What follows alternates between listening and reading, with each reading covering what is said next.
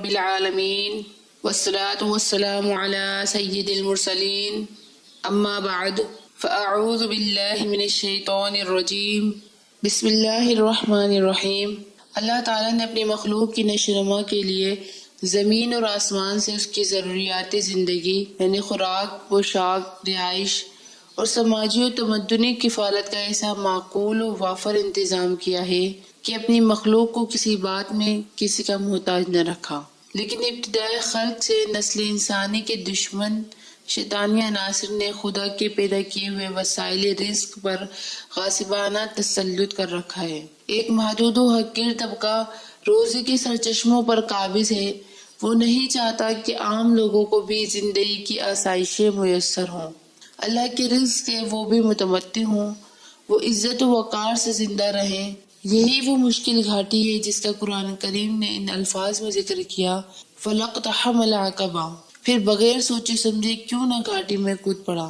وَمَا أَدْرَاكَ مَا الْعَقَبَةُ، اور تجھے کیا معلوم کہ وہ گھاٹی کیا ہے۔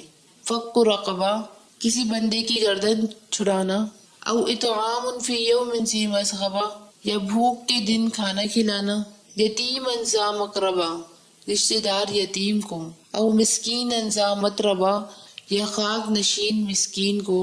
ثم کان من الذین آمنوا وتواصوا بالصبر وتواصوا بالمرحمہ اولئک اصحاب المیمنہ، پھر ہو جائے ان لوگوں میں سے جو ایمان لائے اور انہوں نے آپس میں صبر کی وصیتیں کی اور آپس میں مہربانی کی وصیتیں کی، یہی دائیں طرف والے جنتی ہیں۔ دیکھا غربت، بھوک، تنگی، پسماندگی، بیماری اور لاچاری میں گرفتار انسانوں کی طرف توجہ کرنا اور ان کے مسائل و مصائب کو حل کرنا کتنا مشکل لیکن ضروری فریضہ ہے۔ گویا دشوار گزار گھاٹی کو عبور کرنا ہے۔ جو یتیم کو دھکے دے اس کے بارے میں اللہ تبارک و تعالیٰ فرماتا ہے کہ ارأیت الذی یکذب بالدین، تم نے اسے دیکھا جو دین کو جھٹلاتا ہے۔ فذلک الذی یدعو الیتیم، پھر وہ وہی ہے جو یتیم کو دھکے دیتا ہے۔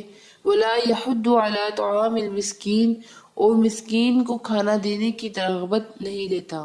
جنتی جہنمیوں سے پوچھیں گے ما سلککم فی سقر، تمہیں کیا چیز دوزخ میں لے گئی؟ قالوا لم نک من المصلین، وہ بولے ہم نماز نہ پڑھتے تھے۔ ولم نک نطعم المسکین، اور مسکین کو کھانا نہ دیتے تھے۔ قرآنی نظام ربویت چونکہ ہر ضرورت مند کی ضرورت کا کفیل ہے، لہٰذا جو امیر کبیر مالدار لوگ اس نظام کے قیام میں رکاوٹ ڈالیں وہ ایک طرف اللہ کے دشمن ہیں اور دوسری طرف عام انسان کے بدخواہ۔ وہ چاہتے ہیں کہ ہم بلا روک ٹوک اللہ کی نعمتوں پر سانپ بن کر بیٹھے رہیں اور عوام دانے دانے کو ہماری محتاج ہو۔ ان کی عزت، آبرو، آزادی، یہاں تک کہ ان کی زندگی و موت بھی ہمارے ہاتھوں میں گروی ہو۔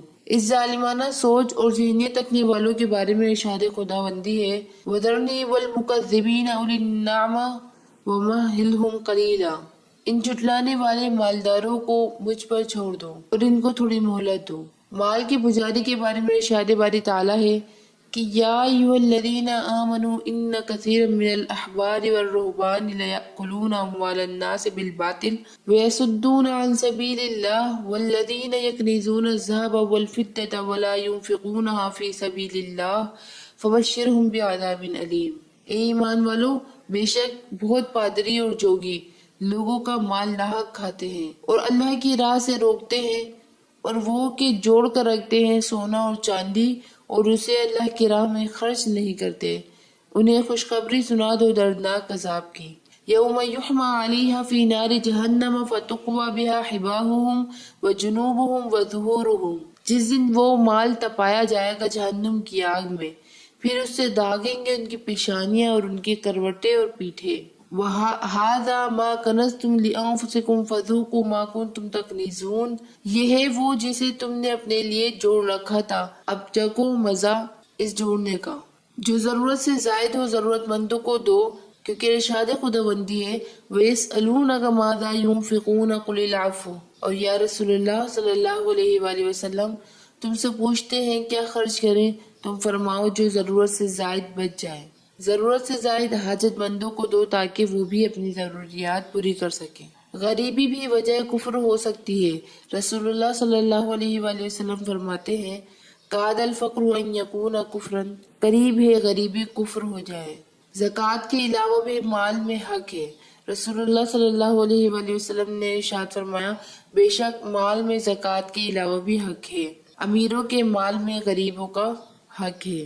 ارشاد خداوندی ہے، وفی اموالہم حق للسائل والمحروم، اور ان کے مالوں میں حق ہے مانگنے والے اور بے نصیب کا۔ مالداروں کے مالوں میں غریبوں کا حق ہے کہ کہہ کر بتا دیا کہ ضرورت مندوں کو لینے میں عار نہیں اور مالدار کو دینے میں احسان نہیں۔ وہ اپنا حق لے رہا ہے، یہ اپنا فرض ادا کر رہا ہے۔ غریبوں پر ترس نہ کرنے والوں کے لیے مقام تفکر ہے کہ رسول اللہ صلی اللہ علیہ وآلہ وسلم فرماتے ہیں، ایک عورت کو بلی کی وجہ سے عذاب ہوا جسے اس نے باندھ رکھا تھا، یہاں تک کہ بھوک سے مر گئی، نہ اس کو کھلاتی تھی اور نہ چھوڑتی کہ زمین میں کیڑے مکوڑے کھا لیتی۔ جانوروں پر رحم بھی مغفرت کا باعث ہے۔ ایک اور روایت میں ہے کہ رسول اللہ صلی اللہ علیہ وآلہ وسلم نے فرمایا، ایک بدکار عورت کی بخشش ہو گئی صرف اتنی بات پر کہ اس کا گزر ایک کتے کے قریب سے ہوا جو کنویں کے کنارے گیلی مٹی پر منہ مار رہا تھا۔ لگتا تھا کہ پیاس اسے مار دے گی۔ عورت نے اپنا موزہ یا جوتا اتارا، اسے اپنے دوپٹے سے باندھا، اس کے لیے پانی نکالا اور پلایا، اسی سے اس کی بخشش ہو گئی۔ عرض کی گئی، کیا جانوروں کی خدمت میں بھی ہمارے لیے اجر و ثواب ہے؟ فرمایا، ہر دھڑکتے دل والی یعنی زندہ چیز کی خدمت میں اجر و ثواب ہے۔ وما علیہ الا البلاغ المبین۔